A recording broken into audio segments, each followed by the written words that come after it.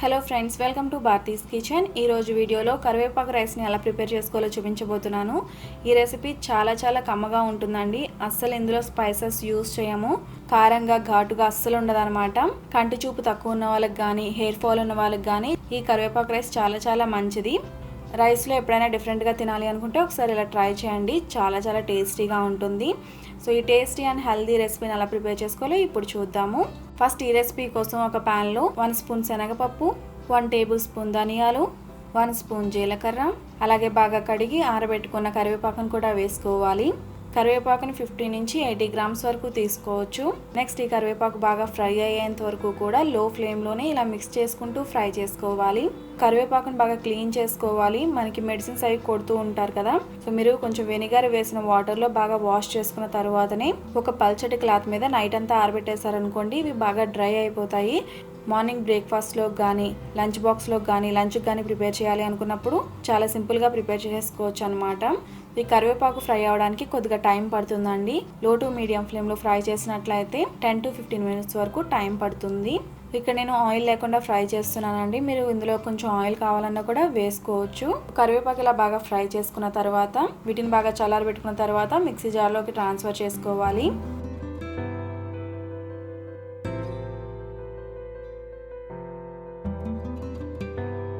కరివేపాకు చూసారు కదండి, ఇలా బాగా పొడిగా అయ్యేంత వరకు కూడా ఫ్రై చేసుకోవాలి.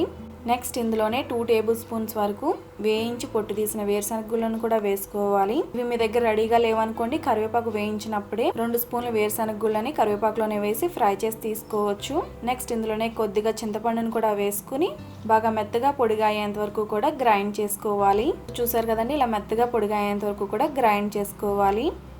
ఇక్కడ నేను పొడిగా గ్రైండ్ చేస్తున్నానండి. ఇది కావాలంటే మీరు ముద్దగా కూడా గ్రైండ్ చేసుకోవచ్చు. కొంచెం వాటర్ వేసి ముద్దగా కూడా గ్రైండ్ చేసి వేసుకోవచ్చు. నెక్స్ట్ ఒక ప్యాన్లో ఆయిల్ వేసుకుని 1/2 స్పూన్ జీలకర్ర, 2 ఎండుమిరపకాయలు, అలాగే కారానికి సరిపడా పచ్చిమిర్చి, 2 స్పూన్లు వేరుశనగ గుళ్ళు, అలాగే కొద్దిగా కరివేపాకును కూడా వేసుకుని మీడియం ఫ్లేమ్లో తాలింపు ఫ్రై అయ్యేంత వరకు కూడా ఫ్రై చేసుకోవాలి. పచ్చిమిర్చి ఎక్కువ వేయకూడదండి. ఈ రైస్ మనకి స్పైసీగా ఉండదు, కమ్మగా ఉంటుంది. అందుకని మనం చాలా తక్కువ వేసుకోవాలి. నెక్స్ట్ ఇందులోనే 1/2 స్పూన్ పసుపును కూడా వేసుకుని ఒకసారి బాగా మిక్స్ చేసుకున్న తర్వాత ఆల్రెడీ మనం గ్రైండ్ చేసి పెట్టుకున్న కరివేపాకు పొడిని కూడా వేసుకుని ఇలా ఒకసారి మిక్స్ చేసుకుని ఆల్రెడీ కుక్ చేసుకున్న రైస్ని వేసుకోవాలి.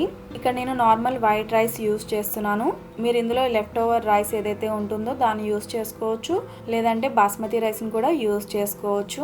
ఏ రైస్ అయినా పర్వాలేదండి. ఇక్కడ నేను 1 గ్లాస్ వరకు రైస్ని తీసుకుని కుక్ చేసుకుని వేసుకుంటున్నాను. రైస్ వేసుకున్న తర్వాత రుచికి సరిపడా సాల్ట్ కూడా వేసుకుని లో ఫ్లేమ్లో కరివేపాకు పొడి మొత్తం అన్నంలో కలిసేంత వరకు కూడా బాగా మిక్స్ చేసుకోవాలి. ఈ రెసిపీని మీరు బ్రౌన్ రైస్తో కూడా ప్రిపేర్ చేసుకోవచ్చు అండి. బ్రౌన్ రైస్తో ప్రిపేర్ చేసుకున్న చాలా టేస్టీగా ఉంటుంది. అలానే చాలా హెల్దీ అనమాట. కరివేపాకు పొడి అంతా రైస్లో కలిసిపోయిన తర్వాత స్టవ్ ఆఫ్ చేసుకుని వేడిగా సర్వ్ చేసుకోవడమే. సో చూసారు కదండి, చాలా సింపుల్గా ప్రిపేర్ అయిపోయింది కదా. పిల్లలు రెగ్యులర్గా రైస్ అంటే తినరు కదండి, వాళ్ళకి ఇలా లంచ్ బాక్స్లో చేసి పెడితే చాలా ఇష్టంగా తింటారు. కరివేపాకు రెడీగా ఉందనుకోండి, లంచ్ బాక్స్లో చాలా క్విక్గా ప్రిపేర్ చేసుకోవచ్చు. ఏ ఏజ్ వాళ్ళు అయినా కూడా చాలా ఇష్టంగా తినే రెసిపీ అండి. ఈ రెసిపీని మీరు కూడా తప్పకుండా ట్రై చేసి మీ ఫీడ్బ్యాక్ని నాకు ఈ వీడియో కింద కామెంట్ సెక్షన్లో తెలియజేయండి. ఈ రెసిపీ మీకు నచ్చితే తప్పకుండా లైక్ చేయండి. రెసిపీ ఎవరికైనా హెల్ప్ అవుతుంది అనుకుంటే ఈ రెసిపీని తప్పకుండా మీ ఫ్రెండ్స్ అండ్ ఫ్యామిలీస్కి షేర్ చేయండి. మరిన్ని మంచి రెసిపీస్ కోసం నా ఛానల్ సబ్స్క్రైబ్ చేయండి. అలాగే తర్వాత వచ్చే బెల్ ఐకాన్ కూడా క్లిక్ చేయండి. Thanks for watching.